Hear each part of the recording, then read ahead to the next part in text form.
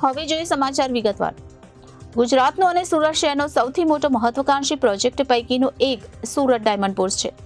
અષાઢી બીજના દિવસે ફરી એક વખત 250 જેટલી ઓફિસો શરૂ કરવામાં આવી છે। ડાયમંડ ઉદ્યોગ માટે ખૂબ જ મહત્વનો દિવસ માની શકાય। વારંવાર પ્રયાસ કરવા છતાં પણ ડાયમંડ બોર્સ જે રીતે ઝડપથી ધમધમતું થવું જોઈએ તે થઈ રહ્યું નથી, તે ચિંતાનો વિષય પણ છે। પરંતુ જે ડાયમંડ બોર્સની કમિટી છે તેના દ્વારા સતત ચિંતન મનન કરીને વધુમાં વધુ સુવિધાઓ કરી વેપારીઓ ઝડપથી ડાયમંડ બોર્સમાં ઓફિસ શરૂ કરે તેના માટે પ્રયત્નો કરી રહી છે। સુરત ડાયમંડ બોર્સ કમિટીના ચેરમેન અને ભાજપના રાજ્યસભાના સાંસદ ગોવિંદ ધોળકિયાએ આખરે પોતાનું મૌન તોડ્યું અને તે પ્રકારની વાત કરી હતી। સુરત એર કનેક્ટિવિટીને લઈને અત્યાર સુધી ડાયમંડ ઉદ્યોગપતિઓ જાહેરમાં વધુ બોલવાનું પસંદ કરતા ન હતા, પરંતુ ગોવિંદ ધોળકિયા દ્વારા આજે ખૂબ જ સ્પષ્ટ શબ્દોમાં સુરત શહેર માટે જે એર કનેક્ટિવિટી છે તેમાં અન્યાય થતો હોવાની વાત કરી છે।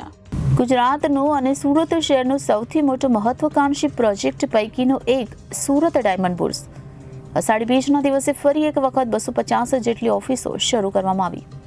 સુરત ડાયમંડ બોર્સ કમિટીના ચેરમેન અને ભાજપના રાજ્યસભાના સાંસદ ગોવિંદ ધોળકિયાએ આખરે પોતાનું મૌન તોડ્યું। સુરતમાં એર કનેક્ટિવિટીને લઈને મોટું નિવેદન આપ્યું છે। ગોવિંદ ધોળકિયા દ્વારા સુરત શહેર માટે જે એર કનેક્ટિવિટી છે તેમાં અન્યાય થતો હોવાની વાત કરવામાં આવી છે। સુરત શહેર જેવા ઔદ્યોગિક શહેરમાં એર કનેક્ટિવિટી ખૂબ જ નબળી હોવાની વાત કરી છે।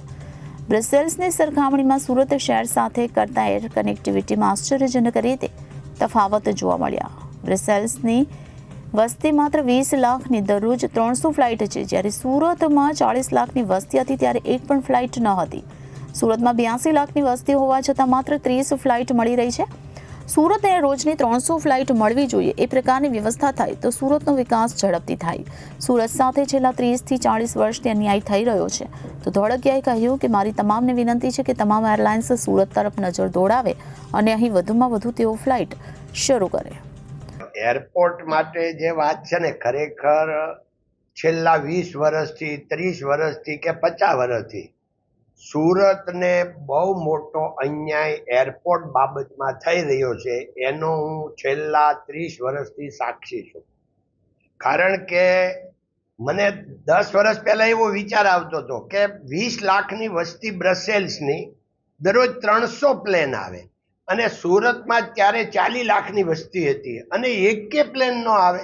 હવે પ્લેન શરૂ થયા છે, પરંતુ આપણે જો ગણીએ તો સુરત વસ્તીની દ્રષ્ટિએ ઇન્ડિયામાં 9મો નંબર છે અને એર પેસેન્જરની દ્રષ્ટિએ 37મો નંબર છે।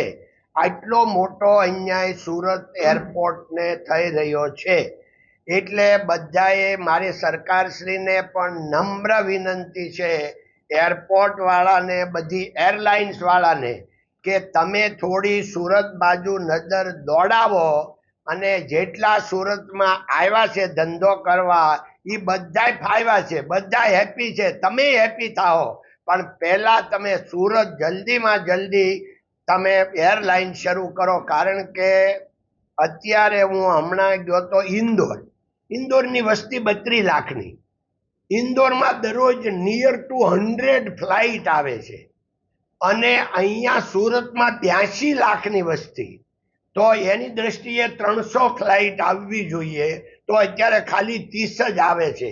તો ગમે એમ કરીને સુરતને ન્યાય મળો એવો બધા ભેગા થઈને કરજો। ધન્યવાદ। જય હિન્દ, જય ભારત।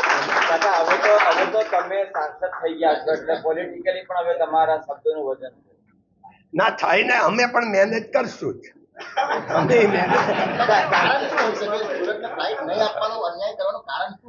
નેચરલી કોઈને સુરત ઉપર દાજ નથી, નેચરલી કોઈનું ધ્યાન નથી ગયું।